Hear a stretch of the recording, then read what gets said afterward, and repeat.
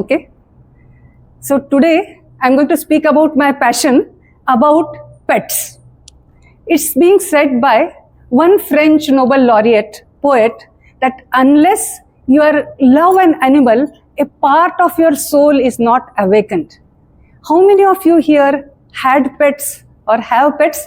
Wow, that's nice. That's very nice. You all are really blessed that a sweet, noble soul has entered your life. As they say, we don't decide which pet should we have in our house. They are the pets who decide whose life to enter.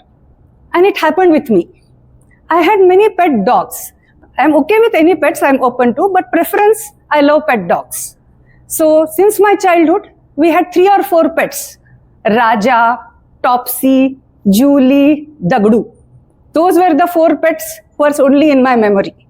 But after my marriage, my husband was totally against pets. He said, either I live in the house or the dog lives. Or I will put a collar, bark for you if you want. That was the situation.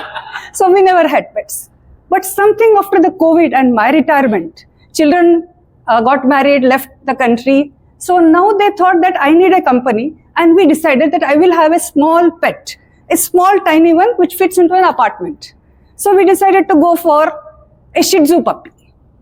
We went in to see the puppies there, and in a crate, there were 3 or 4 from the same litter.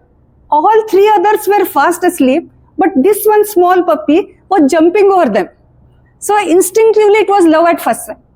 I just picked him up and just got him home. He was hardly 40 days old, not even a kg, a tiny small bundle of joy.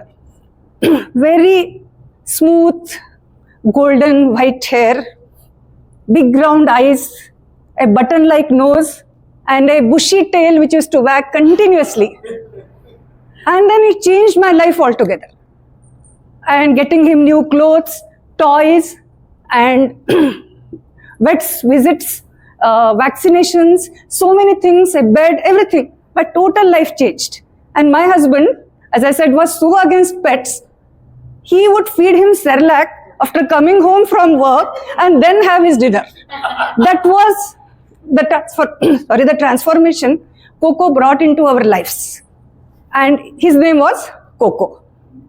When I say was, this month, on 4th of August, after a very brief illness of hardly 24 hours, we lost him. That's why I'm feeling so a little difficult for me to speak today. We tried everything. The best vet in the city, he was in the ICU for less than 24 hours. One look at me, and then that was his final goodbye. So the sweet memories with him, I still have with me. Children who are in Hong Kong took the first flight, came home, so that we, their parents, were so emotionally disturbed because he was more than our life. He was very much more than a family member. It's very difficult to describe the feeling which you have when you have such a small pet at home.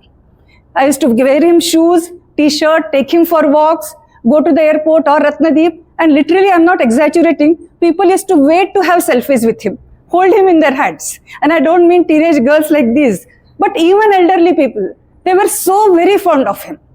And such a cute pet I recently lost, who is in the memories. But 2 things he taught me. One is, live in the present. They don't know what is there in the past, what is there in the future. They live in the present. And second, love unconditionally. These are the 2 lessons. If we take from them, I think we will be better as humans. And in conclusion, I would like to say, all of you, even if you love pets or not, in case in your life you come across some crazy pet lover like me, remember, it's not a pet, it's a family member. Thank you, Rahul, for giving me the opportunity.